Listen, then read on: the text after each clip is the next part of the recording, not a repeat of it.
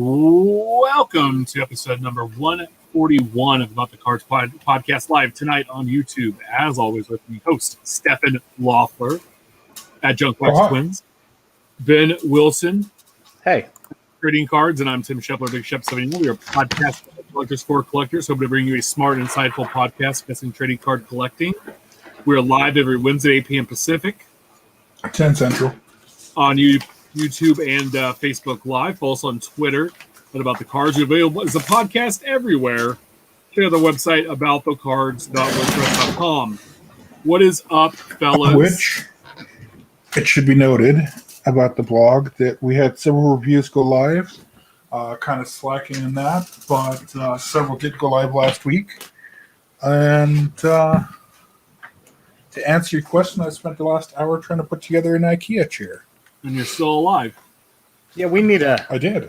We need to refocus on a Stefan chair. Look at that, a Stefan chair.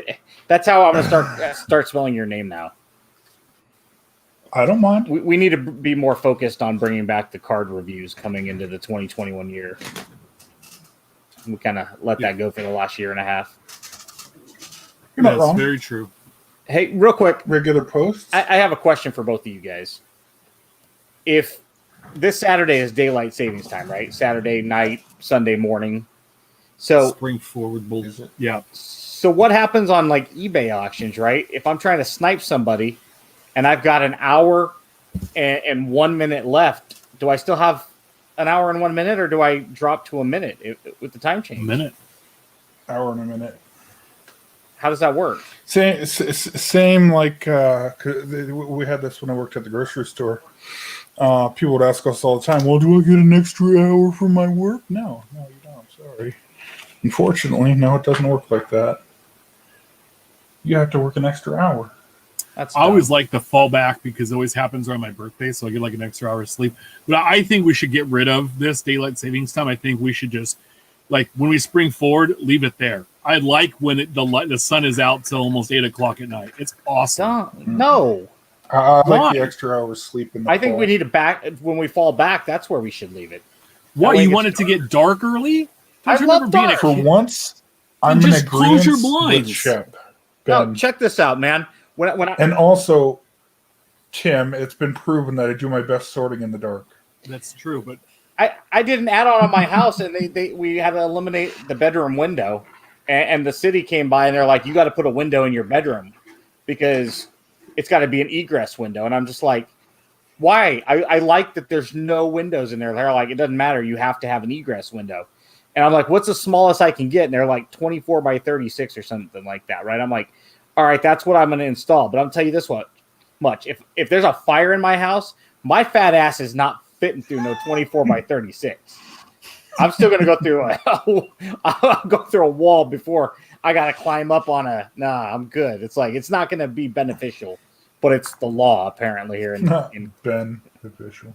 So, yeah, just anyway. a heads up, if I do disappear, I did lose power for a quick second pre-show, and I just got an alert that about 16,000 of my neighbors are currently without power. So if I disappear, I'll hop back on via the phone. Yeah, but let me ask the obvious question: you got any snow in the area incoming? Because no, but we had some hail today. I put out a picture of hail, which I loved. I was working in the garage and I had the door open, and I was like, it was hitting and melting, but some of it did stick because so much came down. And I was like, oh man, this is the old days, like Kansas. This is awesome. I love it. It was thundering and the whole house shook.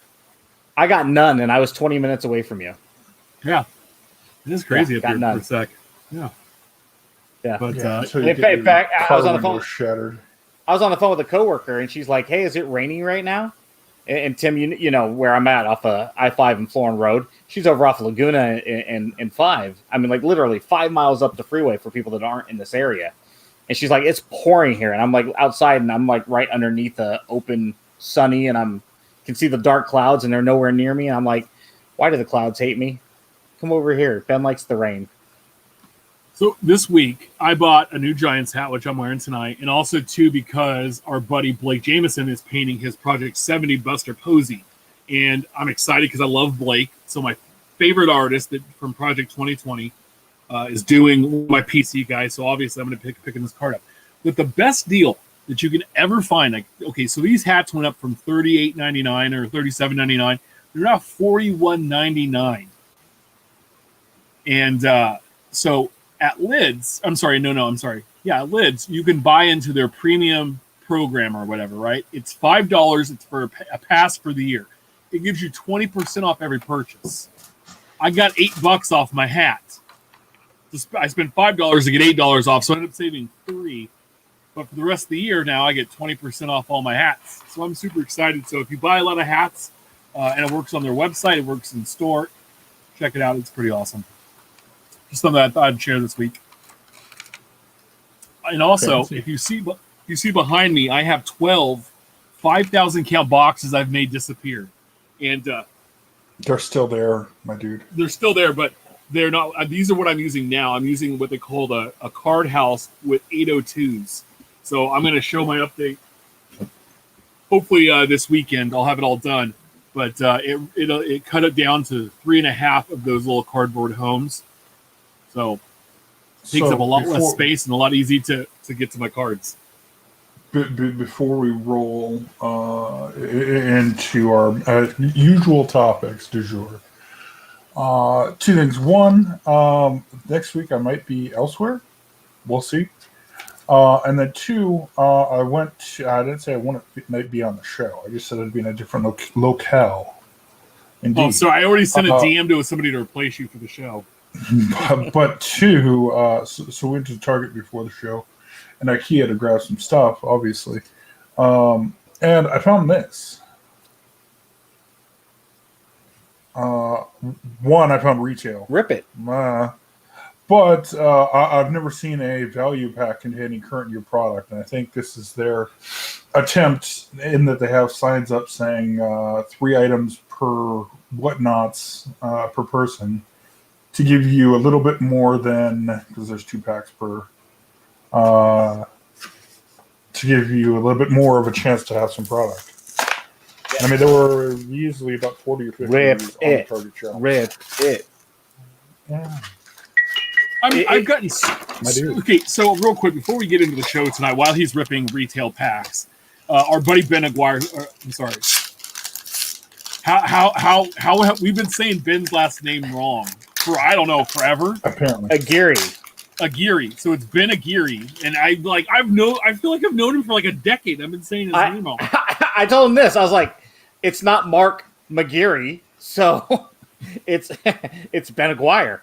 It rhymes with Mark's last name, and that's how I remember it. And so he was talking on Twitter today about, the new norm now is that people hopping in this hobby within the last year do not know that a blaster's $20 $20. They're used to it being $75, and they're not used to the hobby boxes being $75 but $150. This has been that's a good one. That bit just paid for your packs. He said this is probably the new norm. What do you guys think? Do you feel like this is the new norm? No, I hope not. Is it somewhere in the middle? I hope it naturally reverts. I don't know if they want to change the distribution model such that retail gets a different different lineup, either like this or however they want to spring it on us. Oh, nice. There you go. Look at you. I think Blaster should be available. Oh, there you go. I know where that belongs. I think if they distributed blasters to hobby shops and allowed them to, instead of maybe $20, but it was 30 or 40, it gives them a better price point, and I think they would be able to do better with the product, and then they can control the product better than a Target and a Walmart, right? Sure. I mean, it's already at the hobby shops anyway. Well, a bigger question right now would be how many retailers, lumping them all together. Let's say Walmart and Target. Let's set aside Myers and Walgreens, Big Lots, and all of those for a moment. Just the two big ones. What percentage is still carrying blasters and cards? I mean, because there's 4 or 5 here in my local area, south of Tim, that do not carry them or have a very small thumbprint, mostly Pokemon related. Or Magic. So you're having these non-sport, and that's it. And 12 to 18 months from now, I don't think there's going to be a whole lot of retail available outside of maybe some of these secondary ones like Meyer, which has a exclusive retail color now and in flagship, taken over from the Toys R Us color. I think that's where it's at. No, it's not the new norm. I don't think that this is going to be forever, because this hobby is going to be regulated soon. And as soon as it gets regulated, you're going to see a lot of things start reverting back and regressing back to the mean. I don't know if it'll ever be back where it was, say 5 years ago, but I don't think that this is not sustainable. That's fair. I think it's somewhere in the middle. I really do. I think that if a blaster was $35 going forward, somewhere in that price range, but I don't think that long term. Yeah, you can have $75 blasters. Too many people are going to spend money on it and not get what they want out of that $75. I don't know. Let's get into it. The week that was, or last week's releases, the week that was. Topps Living Week 156. We had card 393, Carlos Correa, shortstop of the Houston Astros, and 393, Max Muncy, first baseman, second baseman of the Los Angeles Dodgers. No updates were put on sold. I did see last week, or the week before's were on there. I'm not going to go back that far, but two bets. We had 1920 Upper Deck Clear Cut Hockey and 2021 Panini Donruss Basketball, which was $6 billion a box, and 2020 Plates and Patches Football. So, ho-hum week. Hot off the presses, this week's new releases. Topps Living Week 156. We have card 395, Roberto Alomar, Hall of Fame second baseman of the Toronto Blue Jays. And card 396, Pavin Smith, rookie first baseman, Arizona Diamondbacks.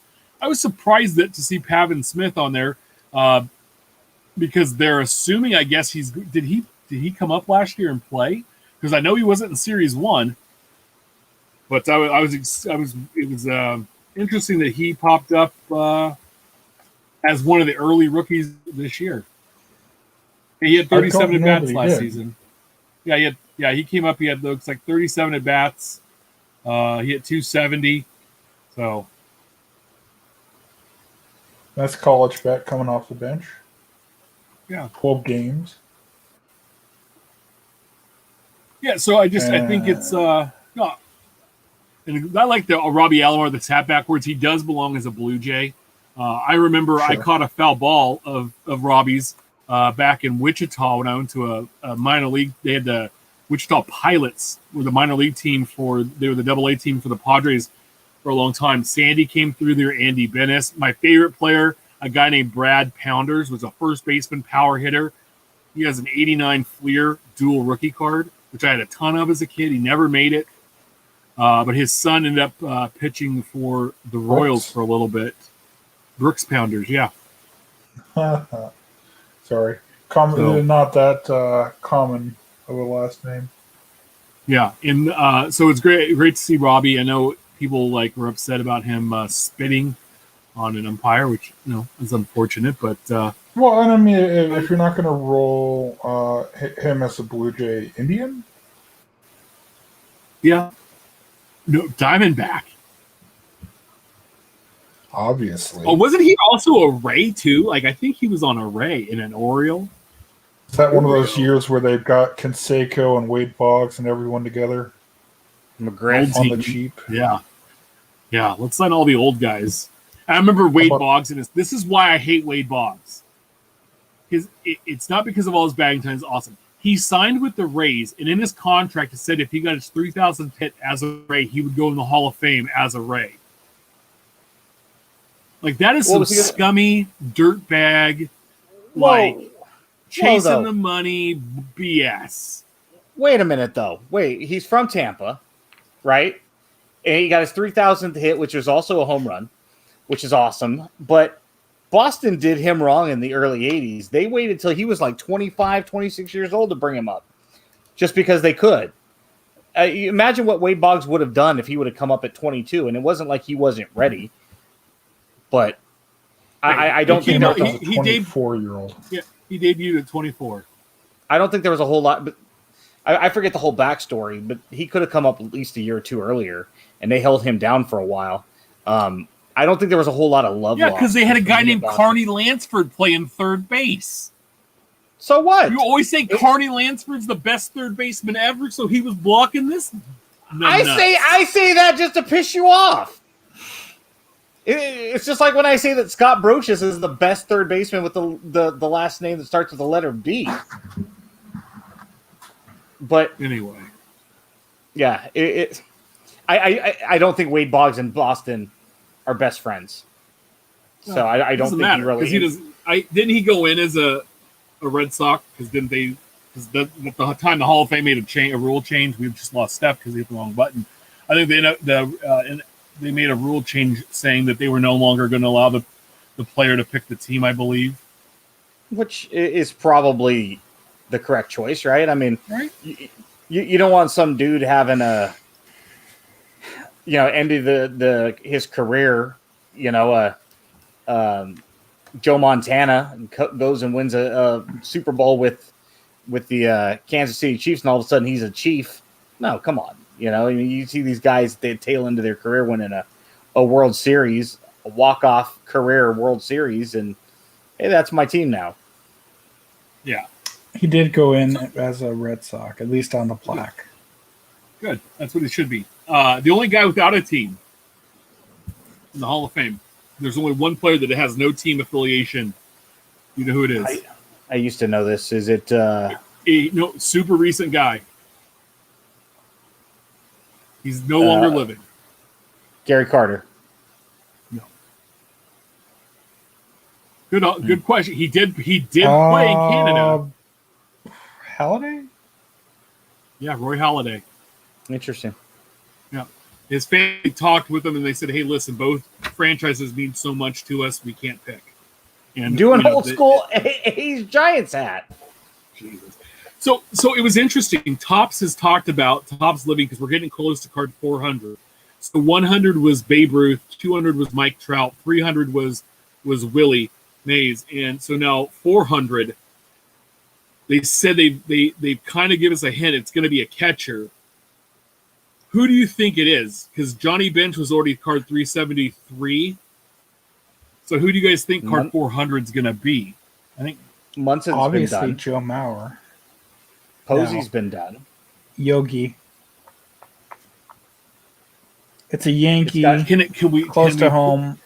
I think they have the license now. Yogi. Carter's been done. So you have who? I mean, I guess you could put Jimmy Fox there as a catcher. Mickey Cochran. Carlton Fisk. They're looking to actually sell this card. Yeah, so I think Yogi's the guy. It's probably got to be Yogi. Munson was done. Gene Tennis. Or Gene Tenace, depending if you wanted to go that direction. But I just think it's interesting. How about Bob Uecker? That would be the greatest. And this set needs a Bob Uecker card. I just hope they do it better than the Project 70, the Yogi Bear. We're going to get into that later, and about how his granddaughter came out and had some choice words, and one of the artists shot back at her, and so we'll get there. We also have a 2020 Panini Revolution basketball drop today. $450 a box. I was like, oh, awesome. That's a decent price for a basketball product this year. 8 packs, 5 cards per pack. You're going to get 4 inserts, 8 parallels, and 4 rookie cards.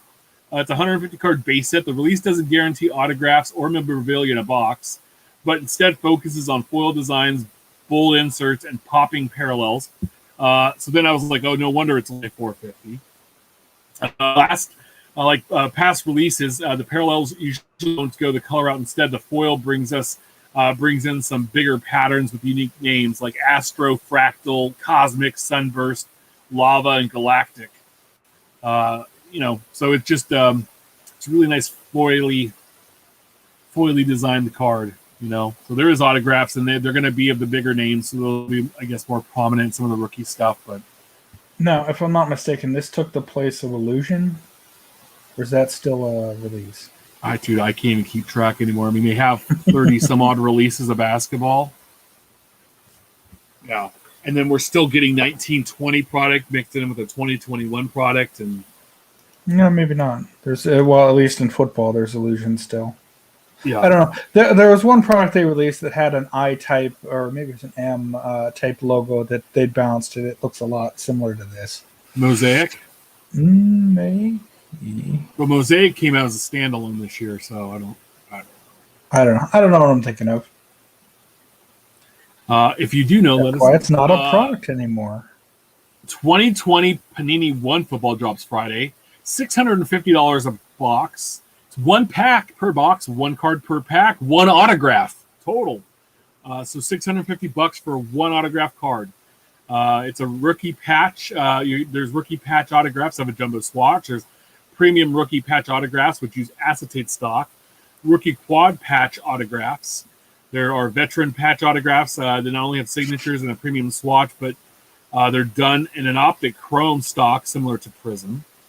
They have precision rookie patch autographs and once upon a time signatures that are chromed out. There's also dual patch autographs that come with two pieces of prime material with a signature in between them. And last I looked, the checklist wasn't available for this yet.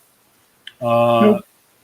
And, it comes out on Friday. It's $650 for one card. So that sounds like a lot of fun.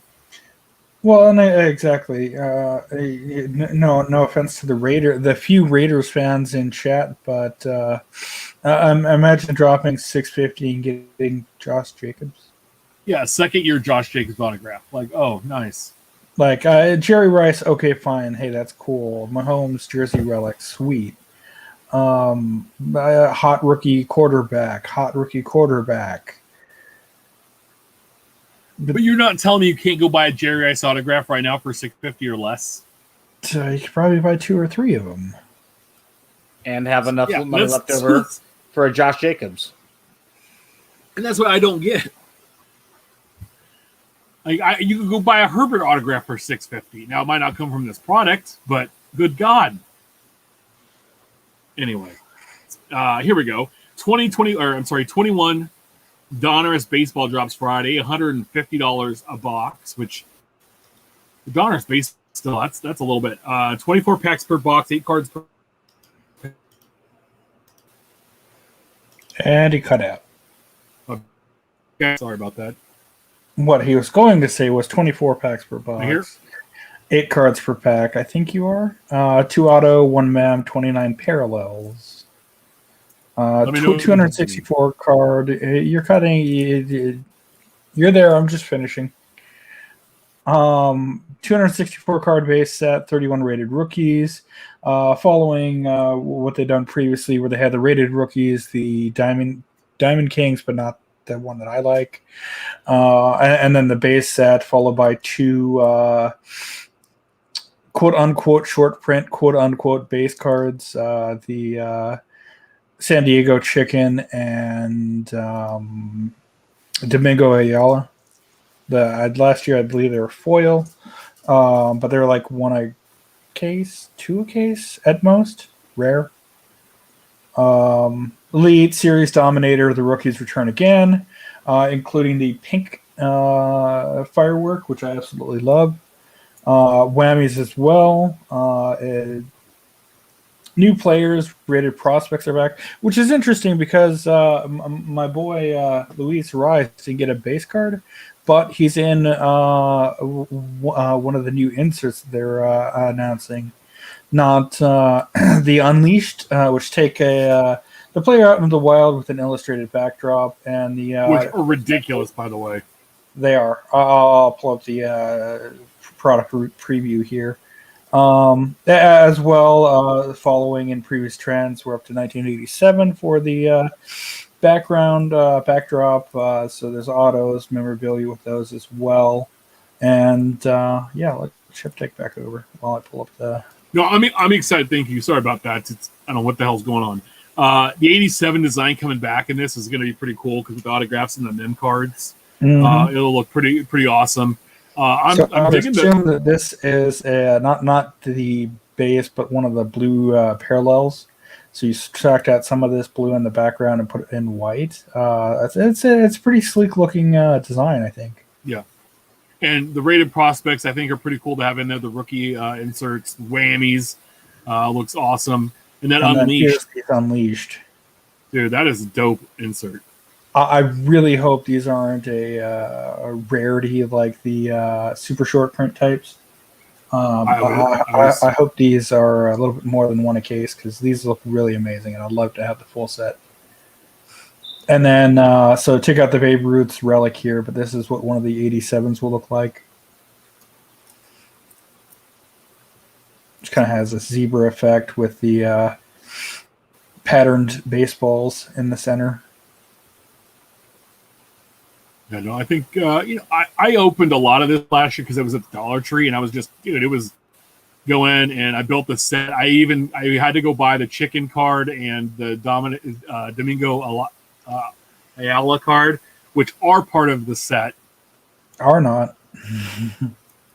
And so that was fun to do, but it was also too at the beginning of the pandemic. We had no idea what the hell was going on in the world. It was. We're like at a year mark right now, and it's freaking me out that it's been a year of all this craziness.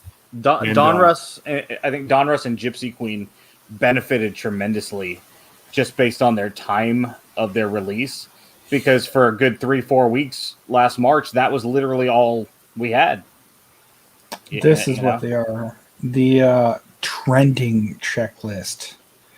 Looks like guys in their second year. So Torres, Soroka, Vlad Jr., Lux, my guy Luis Arise, Lizard, Luis Robert, Dustin May. Several major names. It looks like they're trending in the right direction. Can you look at the Unleashed? How many cards were in that subset? 26. So one all numbered at 999. Okay. So probably a couple of box would be my guess. Yeah. Make sure you check out Ryan Cragnell's articles on Beckett.com/news for more details on all these new releases. What's brewing next week's releases? 21 Topps Inception Baseball, and then 21 Topps Opening Day Baseball. Both are scheduled to come next week. And we talked about Series 2, hopefully coming out this week. It got pushed back to, the 24th, so it's a couple weeks out. That's okay. Just gives me more time to save for Cappy rookies. Yeah, that's going to be fun to do. So let's hop into it. Infield Chatter, a hobby talk section part of the show. Math is hard. That is really hard. At Brad Loves RNG, the math. It's a picture of a 2020 Topps Project artist, EDOT Wrigley Field, part of his stadium series cards he did as a side deal with Topps. It's from the HGA grading, and it got a 9.5 grade. With the subgrade, corners are a 9, surface was an 8.5, edges 9, centering 9. So it had 3 9s and 8.5. So how did it get a 9.5? If you do the math, it should be at 8.85 or 8.85, I believe. So yeah, legit. Yeah, I wonder if this wasn't supposed to just be an 8.5, which would make a lot of sense given the grades. But you're new. Closer this to is the a bad actual average. You're new. This is a bad look. Yeah, and this isn't the only time they had a misspelling of Kobe's name. They spelled Kobe with like a Y or an I or something. And oh, come on, seriously? Yeah, and then also too, there's some submission rules they've changed. We're going to talk about some weird message they put out last week and tongue-in-cheek type stuff, and it just doesn't look great. I do like their labels look awesome. Don't get me wrong, and they're trying to use technology to grade, which I feel like, hey, that's awesome, but I think that their some of the quality control stuff needs to be maybe looked at a little bit. Because it's that stuff that matters long term if they're going to be viable in the market. And if they're the one using grading by a computer, and yet this is the stuff happening, how can people trust that? And again, you know how much we all love grading on the show. So and first impressions. Yep. Project 70, Lindsay Barra She's the granddaughter of Yogi Bear. Said, I know these Project 70 cards are artist renderings, but all others are depicted as athletes in uniforms. Why Gramp, arguably the best catcher of all time, a 10-time Yankees World Series winner, is shown like this. Come on, Topps. Grandpa and his incredible MLB resume deserve better. It's the 1970s Yogi Bear done by Ron English, and he looks like he's wearing a onesie with a boat with like a tie, and he's sitting on a log. Yeah, I mean, it looks like he's like a 3 or 4 year old toddler-esque. Yeah, with an old person's head. Doesn't even look like Yogi Bear. It just looks like an old man. The hat backwards. Right. Yeah, but there is a Yogi Bear toy or something sitting on a log in this exact pose. So it really is kind of an homage to the Yogi Bear toy because their names are so similar and often confused for one another. So I think that's where the artist was going. I might be mistaken, but a side-by-side comparison is almost identical. I don't know if we can call it that picture for people watching it, but if you've seen it side by side, you'll look at it and go, okay, I see where the artist was going with it. But without that knowledge, you would look at this and go, it's definitely an interesting card, like it or not. Yeah, I don't know. I get it. I get that they're trying to bring that in, but it doesn't look like Yogi Berra. It just looks like an old, and they could have had him sitting in a better pose. I pulled up, like he could have been doing a lot of other things, right? And why is he like in the onesie type thing is weird. Like, you have to see the toy in order, or whatever it is, to make it look, or to understand where the artist was going with this. The problem is, if you're not familiar with that Yogi Bear, then this doesn't make as much sense. To me, it's an interesting card. When's the last time Yogi Bear was relevant? I don't know, 10 years ago when they did the movie that flopped. Long enough, it'll no longer be relevant. It's an artist rendering. I've been extremely, critical of a lot of the Project 70 stuff, as I was with the 2020 stuff. I kind of like this card because it's different. If this was probably an $8 to $10 card, if the price point was there, I would have bought the Pedro. I would have bought the Acuna by Alex Pardee. I probably would buy this because I think it's a neat looking card, but not at $20. Yeah. There's the toy. Does it make sense now, Tim? Yeah, but how that toy? Like who's gonna remember that toy? You'd have to be like 60 years old to remember that toy. It's one of those ones, right? It's a stretch. That's the thing. You'd have had to gone to school with Rich to understand that. What would have been cool? Yeah, but he didn't even get it. You know what would have been really cool is if you had the license for Yogi Bear and you could have put them side by side on the stump. Sure. Then that would have been a little. Or had him or the picnic basket full of rings. Yeah. Subtle nod. Anyway. Probably would have passed. By the way, I'm just saying, so far, none of these Project 70 cards. I kind of like the Ernie Banks today, kind of. But at the same time, like I'm like, I don't know. So our buddy Chris Torres has been doing some work. Here so far are the Project 70 cards by team. Atlanta Braves have 3. Baltimore Orioles 1. Red Sox 1. Angels 3. Dodgers 9. Brewers 1. The Brewers have a card? Mets 3. Oh, yeah. Yankees 10. A's 2. Phillies 3. Pirates 1. Padres 1. Giants 1. Mariners 3, Cardinals 1, Blue Jays 1, Nationals 1. Like half the league doesn't have one, and the Yankees have 10. They actually have 11 as of today. The A's have 3, and I forget what the other team was today. The Cubs. It was the Ernie Banks. So there's your Cubs first one.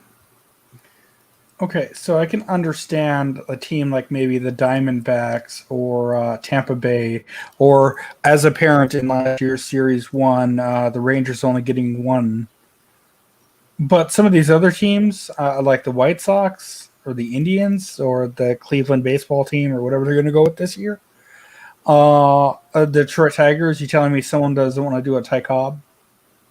But what about Randy Johnson? And granted, most people are going to identify him as a Mariner, but he did win a World Series with the Diamondbacks and was a great arguably had his better years with the Diamondbacks. Well, he was a 1-2 punch with Kurt Schilling. I mean, if you were gonna, one game to save the Earth against the aliens, and you were going to take Randy Johnson as a Mariner, Randy Johnson as a Diamondback, I bet most people probably put him on the mound as a Diamondback.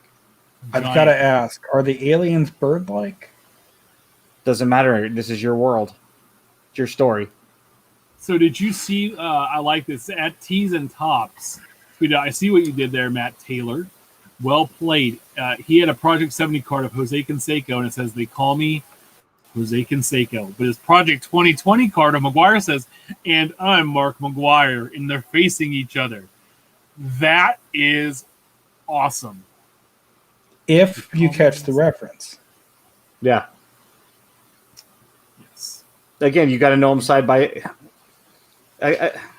It's not even so much the side by side. It's the Netflix comedy special movie, mini mocking biopic on the two. Yeah. With the what's his name from that one Lonely show? Island, the Lonely Island guys. Yeah.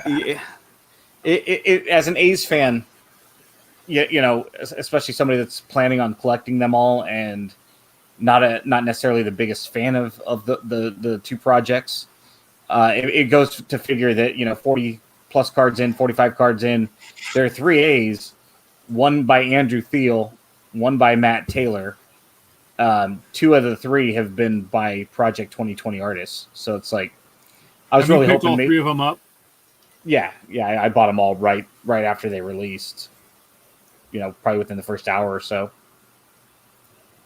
Yeah, I got the Ricky Henderson in hand yesterday. I mean, they look nice. They're they're nothing different. Is it still a thick card?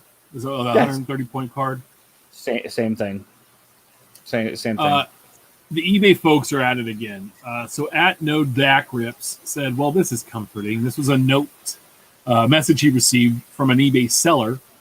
Hello, I shipped the card today. It was not my best packing job, but should arrive safely. If anything goes wrong, let me know and we can figure it out. Thanks. Are you kidding me? See, as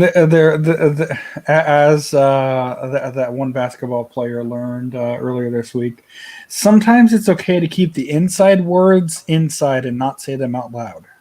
Yeah, or that whoever that Mitch guy was. Who the hell Mitch right, was? The Heat player. That was. Oh no, that was Myers Leonard. But I'm talking about whoever the Mitch guy was on Twitter that put out an poll. I was like, "Who are you, dude? Like, what do I care what you said and what did you say?" Yeah, it was he's a chucklehead too. At Kronk34 said, "This is Chris Rasmussen said it would be easy." This is a message. This is a tweet. He said, "Okay, here goes." It said it would be easy enough to leave feedback. I guess the contrarian in me is getting ready to take the block." Simply because you're not the boss of me. He received a message from a seller. Please leave positive feedback. It's a good way to say thank you. If no positive feedback is left, you may not be able to make future purchases. By discretion, thanks. So at work, I'm quickly learning some of the attitudes of people on eBay, and I'm not surprised. This is nuts. Our buddy at Those Back Pages, one of the Hall of Fame collectors of all time. Eric. Well, this is a first for me. I made an offer on a card with free shipping and handling. The seller changed shipping and handling to $3 and then accepted my offer. I can't imagine how this is allowed, right? I saw this and I started laughing. Not at Eric's expense, but because it's just. At the balls of the seller that tried to do this? It's just comical that I feel bad for Eric. Maybe hopefully it was a card that he really wanted so that the shipping didn't alter his. That's Bush League, man. Like, at the end of the day, what's $3? An easy way to get blocked. And it's nothing. Like I don't know. That's frustrating. And then my favorite here at A Ford Hobby, how it started versus how it's going. He tweets out how the box was when I sent it versus how it was returned after eBay allowed JORGLLAN23. I spelled it out so you guys could block this, Chucklehead, to return the item for a full refund after he picked through the cards he wanted. So it was a blaster box of how it started. The meme. 1920 Mosaic Mega Box. With the Panini wrapping across. Looks pretty seal tight to me. I don't know about you. Yep, looks good. And he received it back with open packs, the box unopened, seal missing. Just there you go. I took the cards I wanted, and I got my refund. So thanks. And that's JORGLLAN23. So that's awesome. And of course, eBay says, "Hey, we'll look into it." Yeah, sure you will. Anyway, I just thought it was crazy that all these things came across our table like this week. But it also too doesn't surprise me as well. I mean, I know we talked about PayPal just randomly started shutting down people's accounts, and then they're asking for new subscribers, and it's like, well, why do we want to use your service if you're just going to kick us off and take our money? And so I don't know, man. I wanted to talk about Top Shop tonight. We've not really covered it on the show, and what I want to do is I'm not involved. I'm not going to get involved. I'm not, whatever. I want to talk smart about it, but I've heard some things about people not getting paid out, and even people with big money that have spent good amount of money and then sold the videos or the cards, on there and made more money, being very limited to. And getting money out like $1,000 a week. They might have $50,000 in sales, but they're only allowed to pull out maybe $1,000 a week. Like, why is that? That's my money.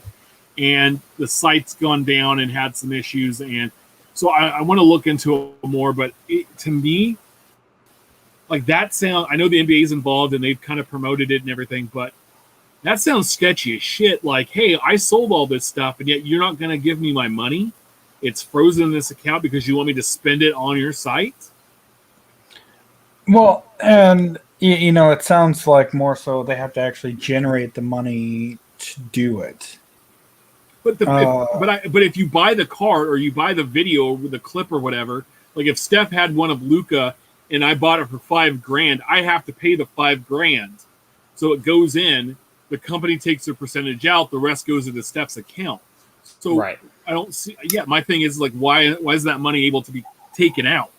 So whenever because you have to funnel it to your offshore account and then through the NBA, and then it has to be returned, and then whenever you have an entity that controls the product, and then they control the distribution and they control the secondary market on it,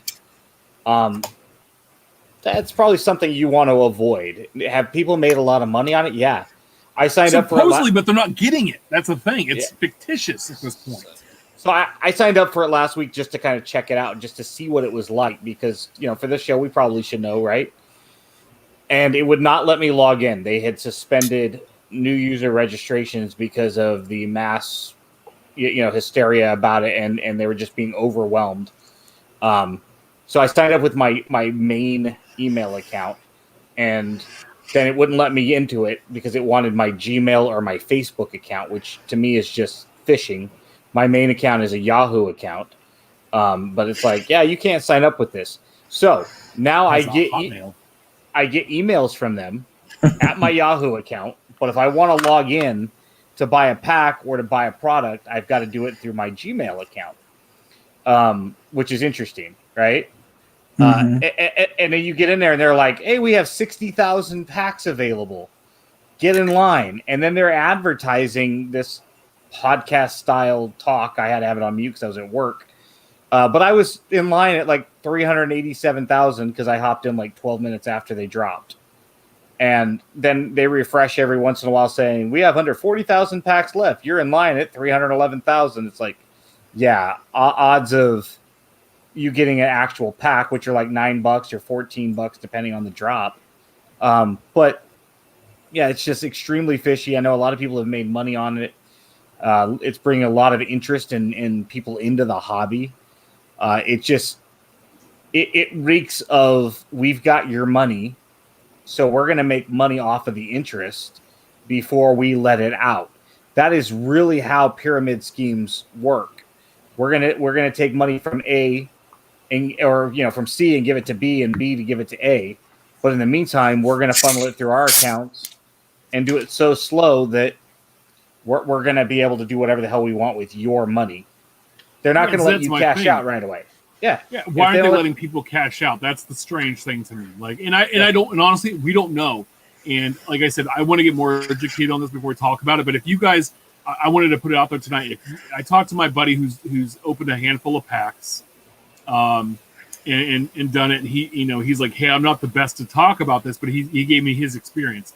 So if you have like a really good experience, or you've been on there a lot, one way or the other, get in contact with me. Hit me up. I'd love to talk, spend some time and talk with you, and kind of get in depth on it. Maybe we can have you on the show, whatever you want to do, because I think we need to talk about it and make people aware. Because a lot of people in the ether, there's a lot of people not involved in this hobby that are hopping into it, and I just don't see the fact of, like I said, I could go on YouTube and watch the clip of the video that people are spending thousands and hundreds of thousands of dollars on. And he said the argument people are making is that I can go on and look at online and look at a picture of a Mickey Mantle card the same way if I owned it. And okay, yeah, but it's still not the same, because so I don't know. I think I want to get more educated on it, and that's kind of why we haven't talked about it. And also too, been in our old fogies. So no, it's definitely got all of the markings. If you're familiar with how traditional Ponzi schemes work, it's got every marking of that. And the main thing is to get people excited, because the more people that get excited, the more money you're bringing in. And you need new money to pay out the old. That's just how it works. Yeah. So eSports and influencers are getting cards. At Epic GG tweets out, imagine collecting this beautiful set of Team Vitality. You can find them in Season 2021 physical set and buy them now at their shop. It's ESL Pro League cards. They're the makers of, and Epic GG is the makers of the world's first esport and influencer trading cards. So it's always neat to have like the first set. And these are some autographs of these guys, and they're playing games online, which is cool. Like, I think that's awesome. Like that is something. And I think, God, if that had happened like years and years ago when I was a kid, that I definitely know a few guys that would have gone like pro playing like Halo and that kind of stuff. But yeah. Steph, can you talk a little bit more about this? Because I think it's more in your realm than mine or Ben's. Sure. It's not too far out. There's a few major eSport channels, usually depending on what you want to play or the platform. So you have guys that are either playing like Call of Duty, or they're speedrunners where they try to complete the game as fast as possible, whether they use cheats or whether there's hacked versions or little glitches that they can do that allow them to skip more so than just the warp pipe at the end of 1-3 for Mario. But no, the market's really exploded between some of those factions, and there's actually paid teams. I think even more so, everybody's favorite person whose name ends in a V owns a couple, or at least one of the major eSport league teams. But everyone's seeing the advertising, the millions of viewers that watch people from South Korea play StarCraft or Diablo or any of these competitive type games. I mean, there's even a yearly Tetris championship, and wifey is seriously proposing me that I need to go compete because I'm pretty good at Tetris. Not gonna lie. But no, that's the reason I shared this. I thought it was really interesting that someone's actually going to produce cards for these guys. And I mean, with Twitch now picking up some of the football and hockey and the NWHL broadcasts, that's only bringing people more that, hey, I also play that game. Let me watch someone on that. Well, it's not going to be too far out for them to start doing because this is being marketed as the gamers and influencers, have a Twitch set. The top YouTube players, the top Twitch players, the top whoever platform, they're all different personalities. I mean, what's the difference really outside of a broadcasting platform and the quote-unquote games and format and history of someone playing Tetris versus someone playing baseball? One's video person, but there's an article in LA Times that came out about Kyle Kuzma's little brother, Andre Smith. He's 21, and he's in the pool to be in the NBA's 2K League draft. There's 250 players available in this year's draft. There's 63 draft picks. The Lakers have the first overall pick. I know the Kings have a team, and they need a shooting guard, and that's who Andre Smith, Kyle Kuzma's little brother, that's the position his guy plays. His name is Space Jam Dre, and they said he could be a mid to late round pick. He's a good shooter, just hasn't played all that much on the competitive scene. But it's interesting. They could be the first brothers, one pro basketball and one pro NBA 2K. Well, yeah, and I mean, I know that some of them like this is something very interesting to watch. Well, and that's it. I know that the EA games in particular, you can set up in individual leagues with 64 players, each picking whatever team or whatever format. Sorry, got a bug in here. The fuck?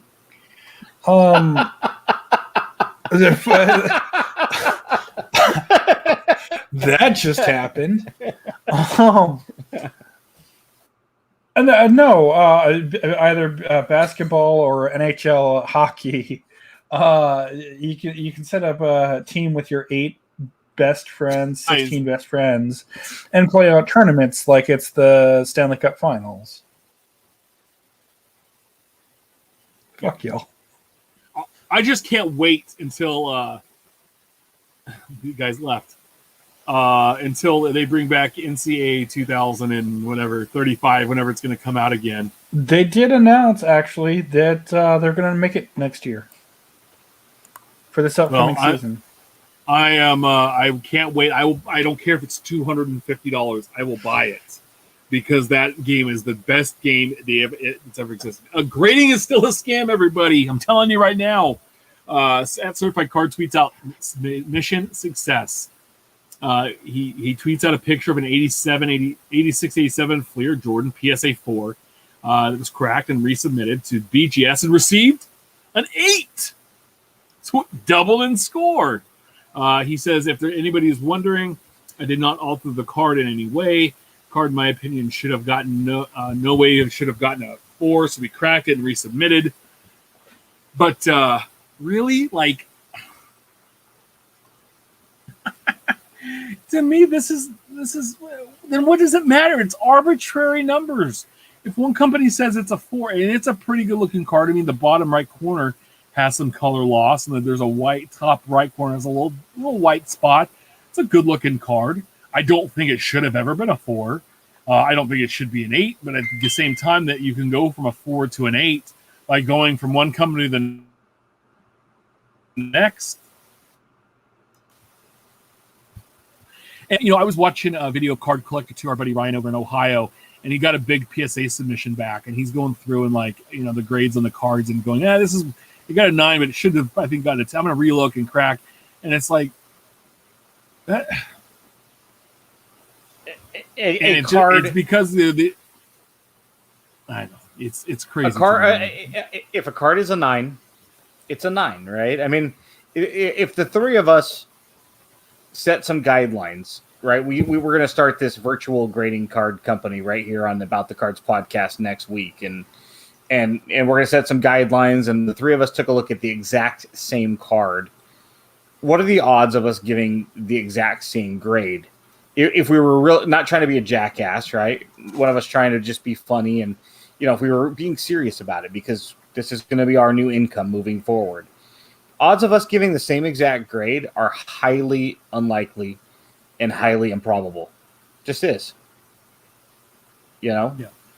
And that's why grading is a scam, because at the end of the day, the card is just the card. In fact, I tagged us on with a guy yesterday, I think it was, who's like, do people, you know, do collectors in the hobby anymore care about cards, or is it just about slabs? And I quote tweeted him and said, obviously by this comment, he doesn't follow me and he doesn't listen to our podcast. And he's like, hey, I fixed that, right? Hey, cool.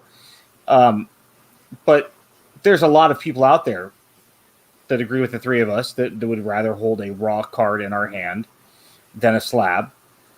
I understand like authenticating a card, right? Like if it says, you know, like if it's an autographed card, right, and you get it off autograph authenticated and it says it's an authentic card, it's an authentic autograph. That to me is cool, right? Because it tells you right there, if you got something in person, you know, like they didn't issue cards when like Walter Payton, autographed cards when Walter Payton played, or, you know, when Jackie Robinson played. But if you had an on-card autograph of those guys, and then to say, hey, this is a legit autograph of said player, that's pretty cool. The grading thing is, again, it's arbitrary to me, and I don't care that people collect slabs. Like I don't get that. I think people get so much lost in the money value of it that I understand if you're selling and that's what your goal is, and you're part of being the hobby is you're going to be a seller, a retailer of this product. That's awesome. But as a collector, at the end of the day, like once it's in there, if you truly are collecting, does it really, really matter? And I don't think it does. But again, everybody's going to have their own opinion. I just think, again, we keep showing these examples, and we just want to make people aware of like, hey, what can happen and what a 4 to an 8 can be. And to me, it makes me laugh a little bit. And, you know, it's all fun. Are we losing the kids? Now, we've had this on the list, but we just haven't had time in the last few weeks to hit this. This is from about 3 or 4 weeks ago. I think this is the showdown in Dallas that you were at, Steph. So I don't remember how long that was. But at Card Point tweets out, at Invest Card speaks to Ralph at the end of the Dallas Card Show.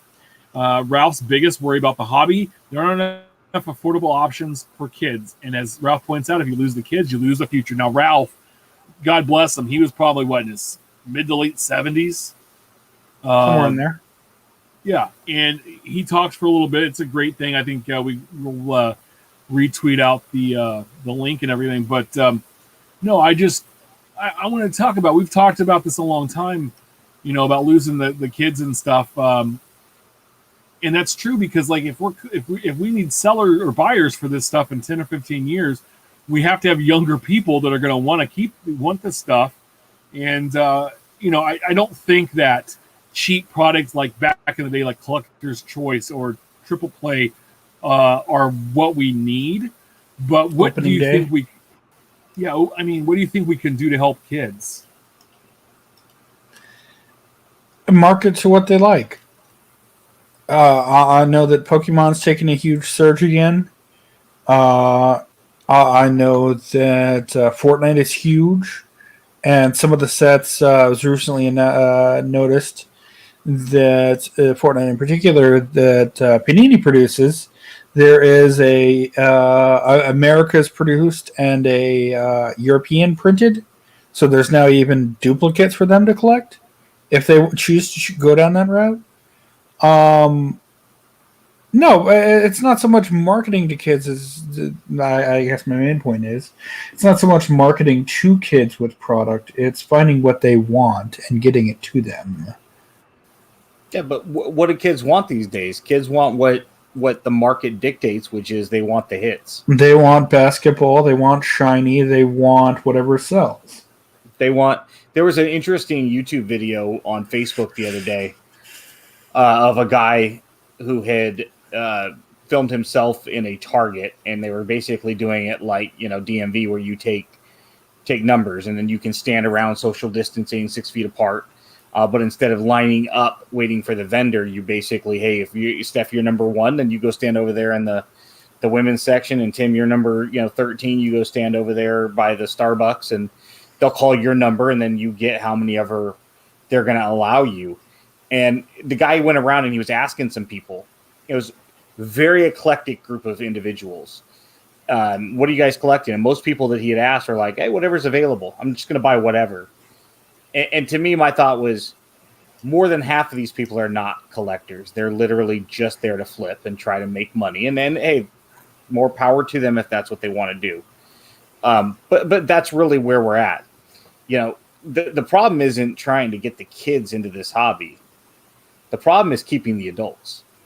Because if we lose our passion for the hobby, we're not going to pass it along to our children. And the money right now is with the adults because they've priced the children out of this hobby. Even you opening day, Steph, your short print list, and I haven't looked at the opening day checklist thoroughly. What's your average short print go for in opening day? 5-10. Wrong. At most, No 2 to way. 5. No way. The short prints. No, from opening day. From opening day, like always 100 or cost me- 2. Yeah, the cheapest opening. Not day the ones short I've prints, seen.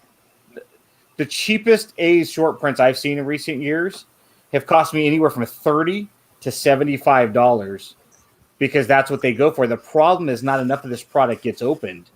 It's not like Series 1 where short prints day 1 go for $20 and by day 5 they go for $5 to $8 on average. We're not talking super short prints. We're talking just short prints. A lot of these are super expensive. Big League Baseball too. There was one of Edwin Jackson a couple of years ago. I refused to pay $30 for an Edwin Jackson short print. Despite being a super collector, technically I see it as part of the master set, and I never got it because screw that noise. I'm not buying an Edwin Jackson short print. I mean, it was neat because it had all 14 teams or something on the back, and he's pictured as an A, but come on, he's a fly-by-night A. Nobody's going to think Edwin Jackson and think A. You ask 18 different people, and they're going to say their favorite team because he played for more than half the league. Short prints from these, you're not going to be able to get kids in because what's the average price of a pack? What's the average price of a blaster? Because it certainly isn't $20 anymore. And these kids, how many lawns do they have to mow? How many lemonade stands do they have to open? Damn near they've got to go get. You're 12 years old and you got to open up a lemonade stand on Saturday morning. You've got to register with your local county for an LLC at 12 years old in order to make enough money to be able to buy a Donruss blaster. God forbid if you want Chronicles at $800. Come on, you've lost the kids because nobody can afford the hobby anymore. And when I say nobody, obviously that's just being facetious, but a lot of us have been priced out to the point where we would buy more if it was at a lower price point. More of us would be spending more. We're the value of our hobby dollar is so low right now that we're spending more money to get less. Yeah. And Well, especially when you look at, say, Elite Extra Edition, where it comes 5 cards per in the blaster box, not even per pack.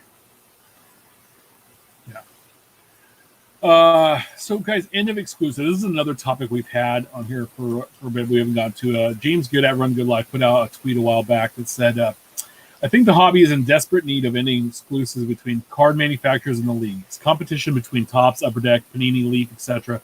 The licenses in NBA, NFL, NBA, MLB, and NHL, soccer, UFC, and wrestling cards would help build a healthy, competitive marketplace for the product. This would almost certainly lead to oversaturation in the market, The correction would be the rejection of less popular sets and lower single prices by collectors. Why buy Panini Revolution basketball when you could buy Topps Heritage basketball instead? Also, I also think we need to look at distribution as a whole in the hobby at the hobby level. The fact that nobody can buy Panini hobby products at Panini's own set MSRP is problematic. Distributors allocating and withholding product at release just to reprice it at market is problematic. Now, again, that's how the distributors are going to make their money because they're down.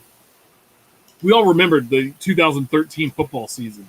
They couldn't give that basketball or football product away. Now the basketball product has really taken off as Giannis has come around. But during that year, those products were dirt cheap because no one wanted them because there wasn't anybody that was exciting. E.J. Manuel and Geno Smith and Le'Veon Bell. Okay, yeah. It was an exciting product, and so that's how I make their money. But guys, what do you think? I mean, I've always said I believe that there should be some competition on this, and I believe that when you're making 36 odd or whatever minimum they have to make basketball or baseball or football sets every year, you're going to get fatigued with that sport.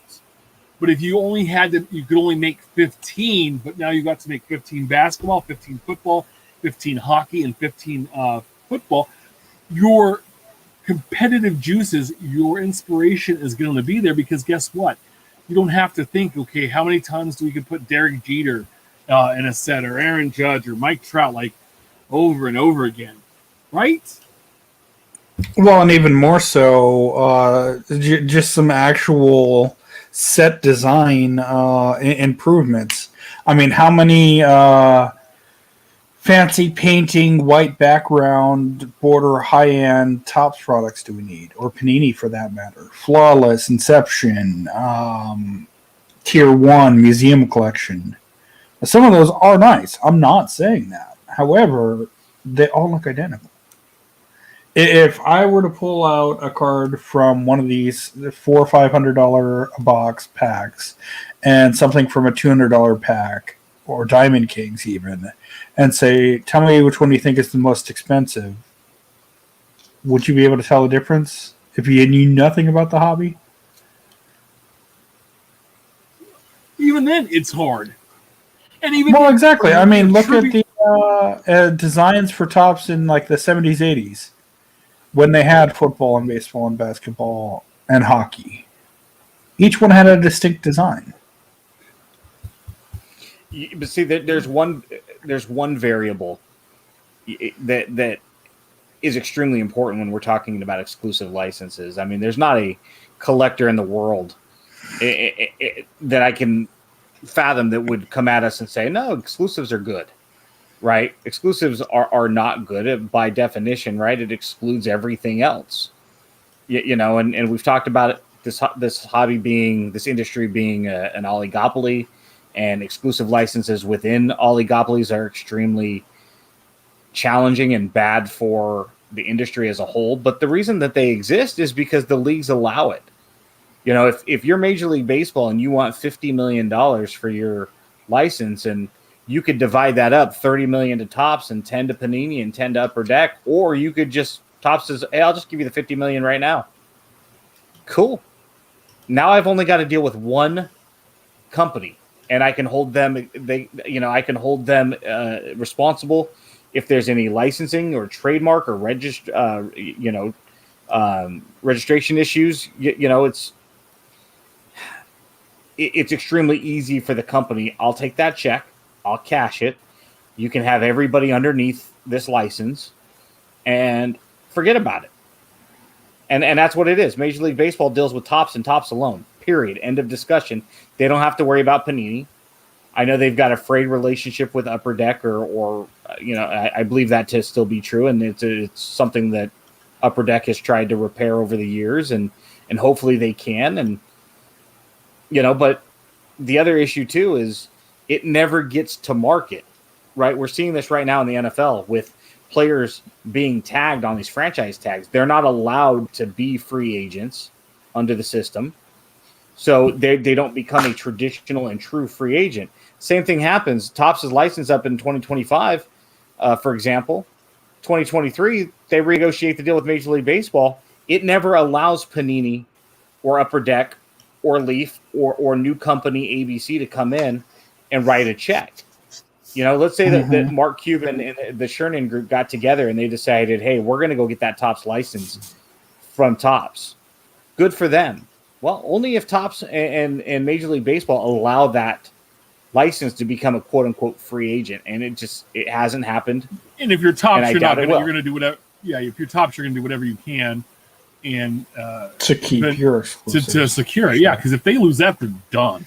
Nothing else. I mean, they have like some other entities like Star Wars and UFC, but it's like fringe stuff. So yeah, Panini and Upper Deck cards are so above and beyond what Topps is doing right now. I mean, I look at some of these certain products, sure. Some of these hockey products are just ridiculous. Upper Deck's putting out, and I use that word ridiculous in a extremely positive way. So I don't want that word to be misconstrued. I mean, it's just you look at this and go, oh my. I would love an Oakland A's card as an A's collector. I love that. Could you imagine Panini inserts? Yeah, some of the Panini stuff, and Panini's done great over the last 2 years. And you go, my God, look at that Patrick Mahomes. Imagine if that was a Mike Trout or a Fernando Tatis or Juan Soto. Good Lord!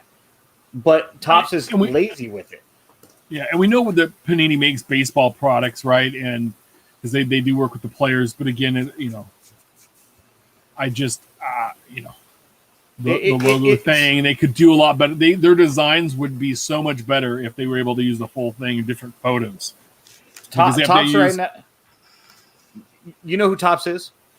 Topps is the free agent, the 30-year-old free agent in NFL that got his max deal, and then just, whatever the analogy is. Sorry, I'm at a loss. But just basically. Just goes through the motions, right? And is lazy for 5 years while he collects this huge contract. I think if Topps put in more effort, true effort, to to compete with what Panini's putting out for football and what Upper Deck is doing with hockey, I think we'd be less critical of them having the exclusive. Yeah. Yep. So and it's particularly relevant in that the NHL is now restructuring their broadcasting deals so that ESPN will have some licensing rights, including 4 of the next 7 Stanley Cup titles being hosted on ESPN networks or ABC networks, which one I love because I want to hear that old school ESPN Hockey Night theme. But also, it's going to bring a bigger market and more eyes to the hockey market. Well, and also, too, I think a big part of it was NFL or ESPN Plus and the streaming ability to have more games out there, too. So, well, sign me up. New revenue stream, and I think most people, have signed up for the Hulu Disney ESPN package at $19 a month. It is, but God forbid. Man, I had Disney Plus and Hulu separate, and I wanted to combine them, and I called Disney Plus, and they literally had to cancel all of my subscriptions so that I could go into Hulu and sign up for the Hulu Disney ESPN package. They're like, yeah, we've got to cancel it, and I'm like, why can't you just combine them? Convert it. It don't work that way now. And they're like, we don't have the technology, and I'm like, you're Disney. You're worth like $1 quadrillion. What do you mean you can't just click a couple of buttons and merge my accounts? It's the same damn email. It's like, I mean, I was literally paying for months the same amount of money separate that I am paying as a group now, and I get ESPN for part of the package, right? And it just was laziness on my part not to call. And then when I did call, it was a cluster. Did you threaten to block them? No, but I gave way, them curse words. Who's running Burger King's Twitter account? That there's probably somebody new over there this week. I mean, there's some dumb people. That was like Had they said Not like, good. okay, so real quick, it was on National Women's Day, and they tweeted out "Women belong in the kitchen," and that was the tweet. They did send up follow-up tweets that said good. they did send up some follow-up tweets that said like, "Oh, we're gonna have scholarships for women chefs and all this stuff." Those two tweets should have been one tweet. Yeah. So, because I read about this a bit, what they were trying to say was, through our initiatives, we want to bring more women chefs into the marketplace and into the kitchen because it's a male-dominated field. But they had like Jimmy from Alpha But Beta they Theta, chose like in there. the worst way to say that. No. Like, okay, so even if you want to go with the lazy joke, women belong in the kitchen, men belong in the kitchen. Kitchen has cookies. 90 times better than what they put out. Anything would have been better. Bad. We've all made jokes. Panini Chronicles bad. We've all made jokes. It's a two-way street with our significant others, right? That are either misogynistic height jokes all the time. Yeah, Angela, for reference, is 5 foot tall. Weight jokes. I made a weight joke at my own expense just a little bit ago, right? You make jokes that are sometimes borderline and questionable and stuff like that, but you do it in the privacy of your own home where you get a punch in the shoulder from your spouse, or you're sleeping on the couch response, or the eyebrow raised. And I made a joke years ago during a family get together that was questionable in a room full of women. And all of them gave me the female look all at one time. And I looked at my brother, and he starts shaking his head like, nope, you're on your own, dude. On this one, I'm not with you. And I think there were like 17, women, mom and aunts. And, if you're going to control a national account like that, you've got to be extremely careful what you put out to begin with. And if you want to try to do a backsided joke before you unveil the curtain, it's got to be in one tweet, like Tim said. You can't separate those. Well, and that's it too. Having access for customer service purposes to my company's account. One, I'm not going to tweet anything like that anyway. It's just not me. But even the fear of liking or retweeting the wrong thing from the wrong account, because one window has mine, one window has the work account. Normally, I'm just replying to DMs on this side, but if I accidentally window gets crossed over and I retweet the wrong thing, it's a concern, sure. And this goes back to the previous guy who said the absolute wrong thing. And I think Kraken Wax had something. If you want to go find the guy at the block, go check his timeline. But yeah, bad.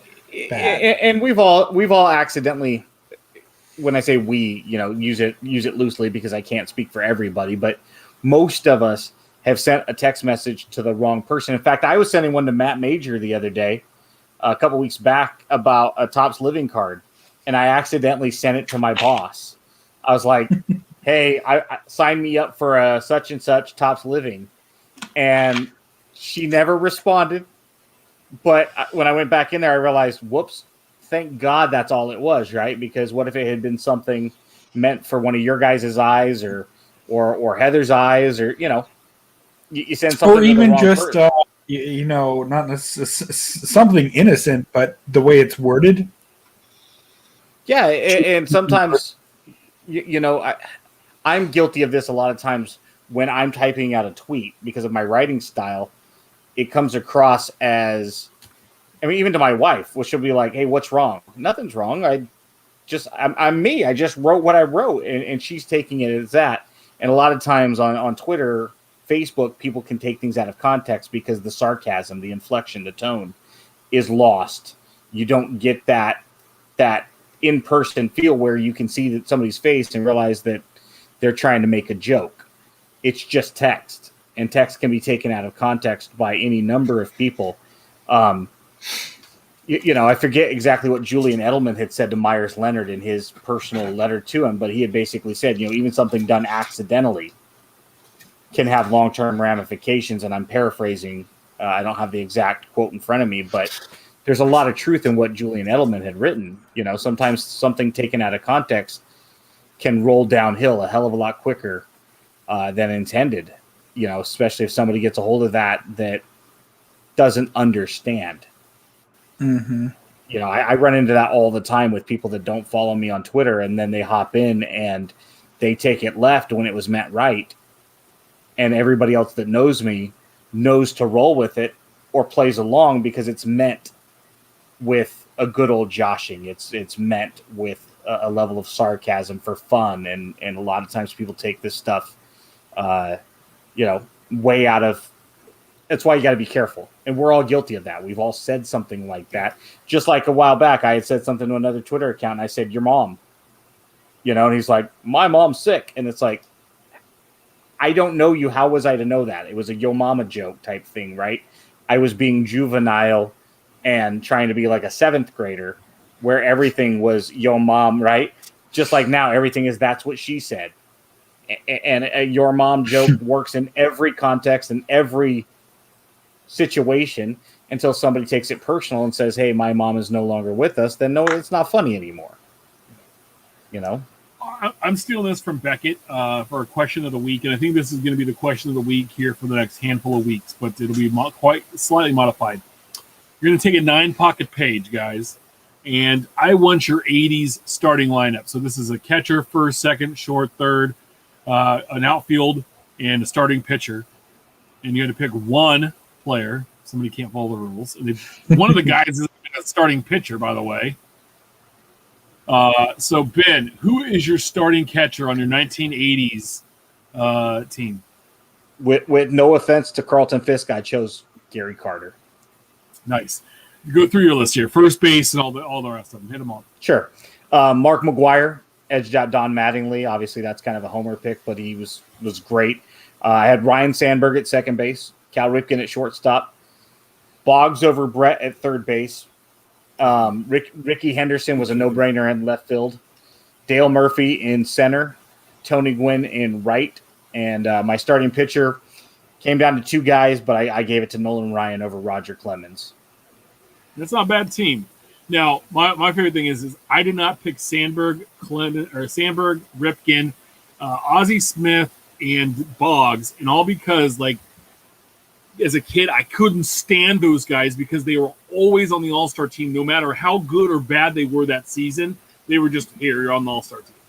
And it drove me crazy.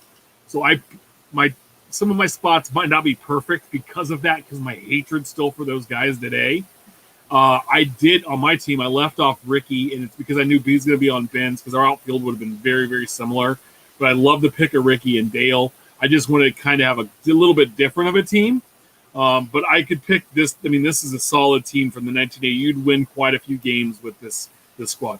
Now, Steph, he was just a tiny lad, very little, and only had a couple years in the 1980s. So I know this was difficult for him to do. But Steph, who is your team? So, yeah, I cheated a bit. I looked at stats. I didn't go from playing or seeing these players play, obviously, because I was only 3 by the end of the decade.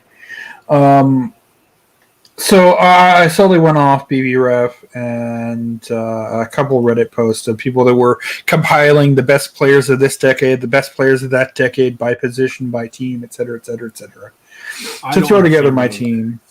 And the reason that I have 2 pitchers is that I wanted a closer, and I'll throw them at the back, flipped over, to have it that way. Screw y'all. But no, I agree with Ben. Gary Carter. Eddie Murray I found was an interesting choice, and that one neither of you chose in your career. Sandberg, Cubby choice. Solid. Could have picked anyone. Ozzy, I saw Cal Ripken, nearly went with him. But I love his defense and his showy personality, backflips and all.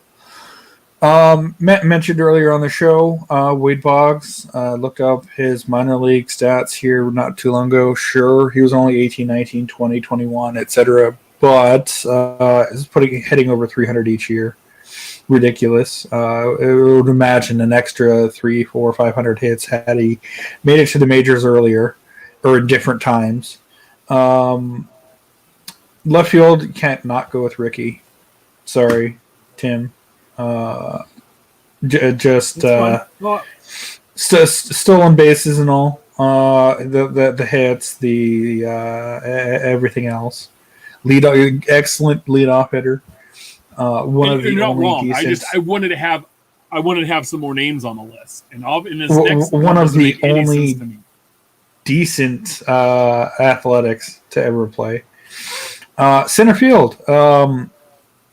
Of the 80s of the American League, this player actually has the most WAR in the 80s. And it's probably not one that anybody in chat or listening later will get. I never would have picked. Chet Lemon had the most WAR at center in the 80s. This is like saying, and no offense to him, great player in his own right, in the 60s, who had the most home runs in the American League? Killebrew? No, the dude for the Tigers. I can't think of it. Kaline? No. Norm Cash? No. Just go ahead and say the answer, so we're not going through the entire. Naturally, in the 60s, you'd think to shoot Maris, Mantle, any of the other great American League players. It's killer. Maris only had a couple of years, though, in the early 60s before he started failing. Mantle was more of a 50s guy. Yeah, Killebrew wouldn't surprise me. It wouldn't be my first choice, like you said. So, by the same measure, Chet Lemon. He wasn't even like an all-star, though. Anyway. Who else? Right field, Dwight Evans. Loved his 91 Topps card. Going back a decade, and Fernando Mania was my starting pitcher, Valenzuela, and in at closer, Lee Smith. You could have had DH, and we could have flipped it over, but you were limited to 9 spots. Come on now. Yeah, because I was going to say, why not do a righty and a lefty pitcher, and then a relief pitcher and a closer and a DH, right? And then I realized, because Tim said we're doing a 9-pocket page. Yeah. So and the closer, much like when the starter goes out, it can be right behind him. I could have just said pitcher then. I could have probably said pitcher. My thing is there's a lot of chatter here about Schmidt. And Mike Schmidt was good, and I'm surprised one of us didn't pick Schmidt. Obviously, it was not going to be me. I nearly did, but solely just because he shares my birthday. And again, his 70. He's like Ben said in the chat. He's probably more 70s over 8 than the guys in the 80s. If we were going, okay, no, if we're going 70s, he's the third baseman. 70s would have been Schmidt. I had a really, really hard time with Brett and Boggs, because Brett had he was already an all-star Hall of Fame trajectory by 1980, and Boggs didn't come up for a couple more years. But by the end of the decade, Boggs was a superstar third baseman, and Brett was at the tail end of his career. So it's one of those ones where, like, if you're doing the 70s, it's Schmidt. The 80s is Boggs. But if you're doing, like, 75 through 85, it's Brett. And real quick, no Eckersley is a closer. No Eckersley is a closer because he didn't become really a closer till he went to Oakland in 87. Right. That's 3 years. And Thigpen only was good in 89. If you're doing a closer, it's got to be Gossage or Suter if you're doing the 80s. So, anyway, here we go. My team, Carlton Fisk is my catcher. I love the Gary Carter pick, but again, I wanted to have somebody else. You could have one or the other, and it's not going to matter. I mean, if we went American and National, these are the two guys. I mean, Benito Santiago got in my mind just because, God, he was like legit though. Those first couple of years, man, it was just like he was something different. Him throwing from his knees, and then in the early 90s, he switched to 0-9 because the strap in the back went across his 90. First base, I went Will Clark. Now, Mattingly would have been a nice choice. I like the Eddie Murray choice. Mark McGuire. Actually met Mark in January or February of '88. Super nice guy. So there's a bunch of guys there with Clark. I went Sacramento boy Steve Sachs at second base. Really good player for the Dodgers throughout the '80s. I couldn't, like I said, I couldn't stand some of the other guys that play. Like, think about it though. In the '80s, besides Ryan Sandberg, like, I mean, Frank White was a decent second baseman, but his All-Star years were in the '70s. Like, who else was playing second in the '80s? Steph, can you pull that up, like the All-Star teams from the '80s? Because, like, it's off the top of my head, it was really hard to think of a second baseman in the '80s. Now, people are going to say Lou Whitaker. Lou Whitaker sucks. Stop with the Lou Whitaker stuff. I don't care. Him and Trammell were garbage. Whatever. George Brett at third base. My shortstop was Tony Fernandez. Tony Fernandez was awesome defensively. Played a lot of good baseball. Right field, I had Tony Gwynn. Center field, I went Robin Yount. Left field, I went Darryl Strawberry over Ricky, and it was just because I wanted to get another name. And damn, Darryl was a dominator in the '80s. Had he not used drugs, and him and Doc, had they been clean and sober, those Mets would have been dope. Willie Randolph, there's a good name. Willie Randolph, yeah, decent. Yeah, I like Willie Randolph. That's not a bad pick. But Sacramento boy with Steve Sachs. Roger Clemens was he was the first when I thought about the '80s pitchers. He came across. Who else came across my mind? Chuck Finley. So, and Fernandez over Ripken because I couldn't stand Ripken as a kid. So sorry. There are three ways to look at a project like this, because obviously we're talking about you're building a 9-pocket page. So the three ways you could look at this would be the best at each position, right? So if you're looking at catcher, you've got to look at Gary Carter or Carlton Fisk. No offense to Benito Santiago, but he came in the late 80s, so you kind of have to knock him down a peg because he didn't have enough time. Like I'd mentioned, George Brett, who kind of covered 2 of the decades. Schmidt's your 70s guy, Boggs is your 80s guy, and Brett's kind of 75 to 85. So the first thing would be the best of the best. The second thing would be most impact in the hobby. Ripken gets the advantage over Ozzie Smith and Tony Fernandez because Ripken had the iconic 82 Topps card, or 2 of them, if you want to count Fleer and Donruss as well. I mean, see some of the best rookie cards of the 80s. So you can go that direction, right? Which one has the most hobby impact? Roger Clemens probably is your pitcher, not Nolan Ryan, because Nolan Ryan is your 70s guy, right? Mm-hmm.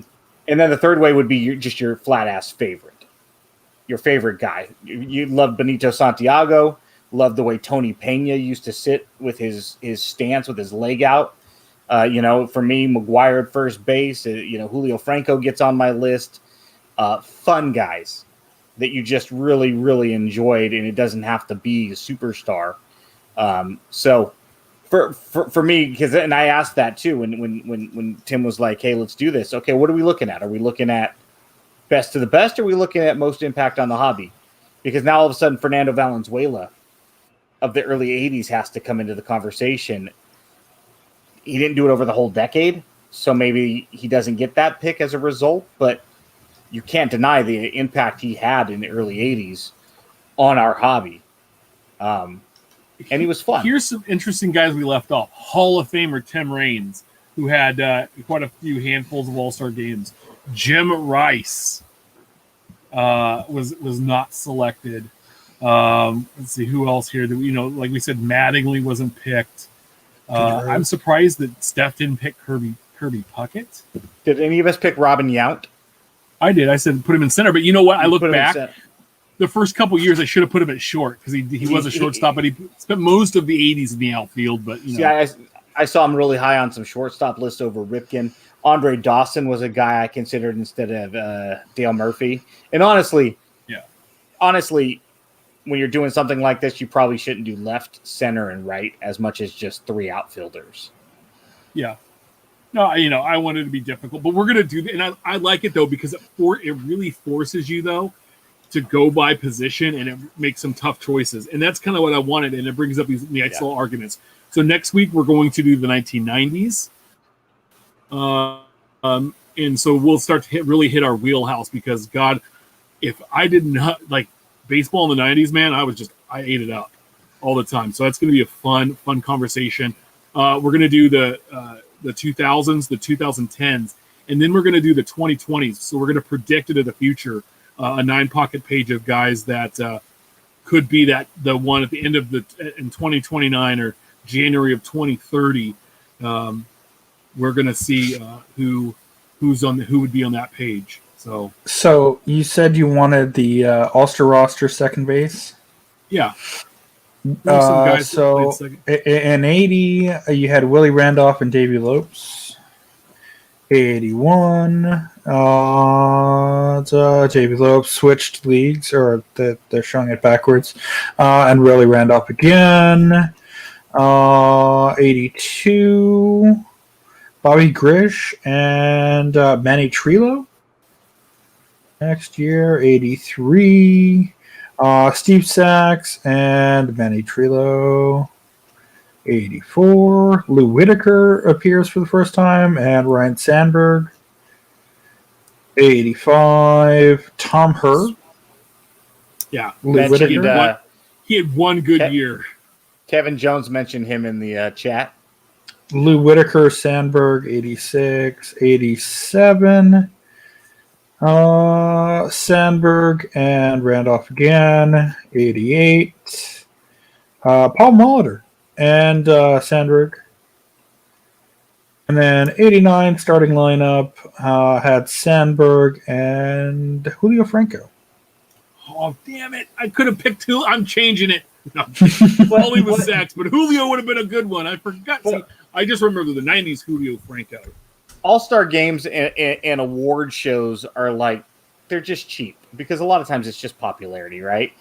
I mean, Yao Ming made 17 straight All-Star games in the NBA, but he never got to play. I saw his mom and dad. They were both like 6'7" or taller. I saw them at a Kings Rockets game one year, and good Lord, swear they were just like, holy hell.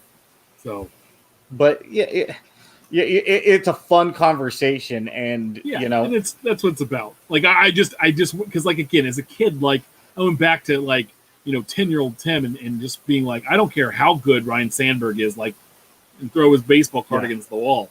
I don't care because that's how and so it's fun. By the way, one of my favorite pictures ever on the internet is a picture of Kevin Hart standing next to Shaq, who's standing next to Yao Ming. Mm-hmm. Shaq looks like Ben, Tim, and Shaq. Like if you were to stand us, that's what it would look like. Because Shaq almost looks like a normal-sized human being, and the man's 7'1", 300 and something odd pounds. And that's just how crazy big Yao Ming is. And I remember Shaq talked about, there it is. Like, Kevin Hart does look like a little person. I don't know what the politically correct name is for them nowadays. Dwarfs or whatnot. So I apologize if anybody's out there. I'm not sure what the politically correct name is, but that's what. Hey, Angela. Oh God. But real quick to your point, Tim, about Ryan Sandberg, I can guarantee you next week Derek Jeter is not coming anywhere near my list of best shortstops. So we all have, but he could be 90s and he could be the 2000s. He could be on your list. You're welcome to put him on there, and that's what I love about this is, third baseman. If I'm putting my favorites on there, it's probably going to be Carney Lansford because that's who I grew up with. Even though we all know that Carney wasn't, we've already said Schmidt, Brett, and Boggs. Carney doesn't come anywhere near that list. But for a while, though, like there was a time. I mean, don't get me wrong, Carney was a really good baseball player. It's just that really good. He was going against all those guys. Yeah. So he won a batting title or two. Well, imagine he was with the Red Sox and. Imagine being any shortstop going up against A-Rod, Jeter, and Garcia Parra when they were the Holy Trinity. And just imagine being anybody going, well, guess what? I'm not going to be able to make that all-star team. Yeah. From the 2014 Olympics, Zdeno Chara and Kirsten Moore Towers, ice skater. He's like 7'6", she's 4'11". Who's that guy? Longtime Boston Bruin. He was 7'6" playing hockey. Yeah. You're not 6'7", 7'6". They list him at 6'9" currently. Okay, I thought you said 7'6". Did he grow to 7'6"? I thought he was taller. Well, I mean, dude's 43. It might have shrunk a couple inches. But 7'6" to 6'9" is like 8 inches. You don't shrink 8 inches. That's 6, first of all. 6'9" to 7'6" is not 6 inches. That'd be 7 foot. Let's go back and review Three one more. of our topics earlier where math is hard. Yeah, especially if you're from Texas. We're gonna bring that all the way around. Yeah. Anyway, guys, any final thoughts before we head out tonight? Besides, we're gonna send Steph on Hooked on Math later. I got a shout out from a good buddy of the show, Chris Anderson, who's been on with us before, big Detroit Tiger fan. Says, hey, I'm in a Detroit group on Facebook with collectors, and he hooked up as a conduit a cello pack, 3-pack of 87 tops with a Mark McGwire on top. Nice. Curiously enough, the one in the middle was Kirk Gibson, Detroit Tiger in 1987. And you know, I was like, I'm surprised you even offered it to me, Chris, because it's got the Gibby on it. And then he brought up the whole 88 World Series. He goes, hey, it's got the 88 World Series connection. And it's like blocked. But I appreciate Chris for, you know, being the conduit between the two of us. And it was an extreme overpay for a McGwire rookie card. But there are 2 other cello packs that came in it, so I get all 3 of them. I have no idea who's on the front of the other 2, so he's a huge Cecil Fielder guy. Cecil Fielder guy. Does he make one of our 90s All-Star teams? And also, for those of you that were on the Zoom collector call, Steph and I were on it. We had about 10 people total. The guys over at UDog, Matt and Scott, actually offered to set it up through Google Meet instead of Zoom, so that we weren't on a time limit, because they had the corporate account. So I want to thank the guys over at UDog who sponsored our About the Cards Tops Madness, and they were hosts. We're going to do another one on the 20th at noon Eastern. So if you want to be involved, there's no rules. We just come in and BS and shoot the breeze and talk Hall of Fame. We talk about, you know, what we just talked about, right? What's your best 80s and not by then 90s? 9-pocket page. It'd be kind of a fun conversation. I got the dad talk from Mark Hoyle that the more stuff I buy that's the same, the less new stuff or other stuff that I don't have.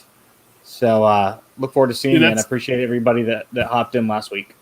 Yeah, I haven't been able to do that. I'm going to try to hop in. It's just Saturday's kind of crazy here. But, yeah, that's why I stopped at 805 Garrett Hampson Topps rookies. 2019 Series 1 card 85. I want to get 1,000, but I've kind of stopped because I've been buying some other stuff to fill in. But this came from a listener, Brad, or also to a Twitter follower this week. This is a full – now, I have this individual Squirt card. Squirt. So I have this individual Squirt card itself, but I didn't have the full thing. And it's Jerry Mumfree on there. And this card is well, first of all, he sent it with an amazing amount of tape. But it was done very well. And it was easy for pull tabs and stuff. And he even put a little note, and he said, hey, I'm sorry for all the tape. I know you're going to give me a hard time about it. But no, it was awesome. He even cut a penny sleeve and a top loader to protect it because it's kind of a weird size to ship card, but it is gorgeous. It is in really, really good shape. This is from 1981. It's got the old school like Topps logo and everything in the back. Mm-hmm.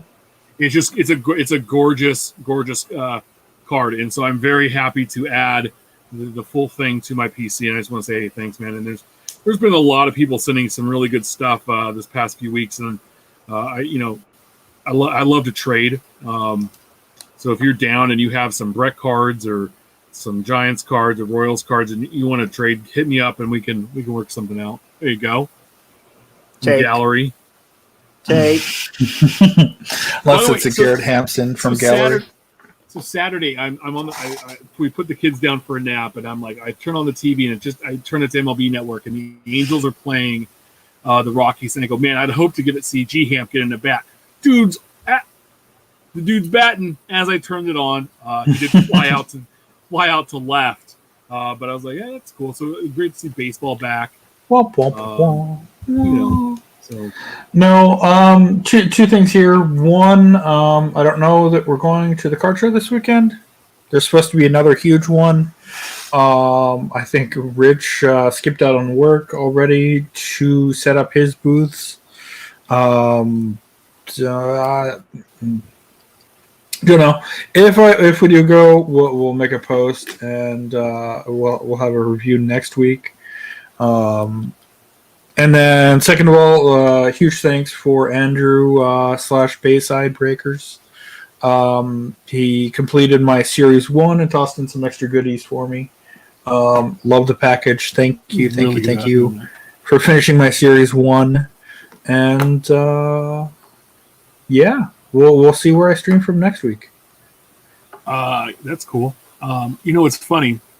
One of my buddies has given me a bunch of his cards to go through and sort, and he's like amazed by how fast I have. Well, I've had a lot of free time currently to do that, but it's been fun. But he's looking to move stuff, and so he has a ton of autographs, relics, and that kind of stuff for baseball, some football and basketball. But again, these aren't like major guys. But if you're a team collector like Steph, like there was Trevor May. Topps Archive Signature Series, right? That I sent him of a chrome autograph. He's like, oh, I don't have that. There's a bunch of stuff like that. Like I sent Ben some pictures. Hey, there's some Bruce Maxwell first Bowman out of 25, out of 10, like low numbered colored parallels. If you're a team collector and you're looking for some of this like low numbered or random guy's autograph that might not have ever made it, hit me up and let me know, because he's looking to move this stuff and he doesn't want to get rich off it. He's just trying to downsize his collection, and so I'm trying to help him do that. So if you're like, hey, I'm a Orioles collector and I don't care what Oriole autograph it is, I'll send you some pictures and we can work out a deal or whatever. So I just want to put it out there, because I much rather have this go out to people we know and add to their collection. And again, it's not like it's Jeter and big, Vlad Guerrero autographs. It's not that stuff. That's all the cream that he capped. But this is some good stuff. Like I found a bunch of Whit Merrifield autographs, and I'm like, I don't have any Whit Merrifield autographs. And I've added some to my collection for pennies on the dollar. So anyway, a little promo at the end. But make sure and remember, we're live every Wednesday at 8 p.m. Pacific on YouTube. 10 Central. Make sure to subscribe and review our show on all platforms. Hit that little thumbs up, a little like button. Let us know. We love that. Follow us on Twitter about the cards. Follow Ben at Our Trading Cards. Follow Steph at Junkwax Twins. And he's gone. Follow me at Junkwax. Oh, there he is. Maybe. Nope, still frozen. Follow you where, Steph?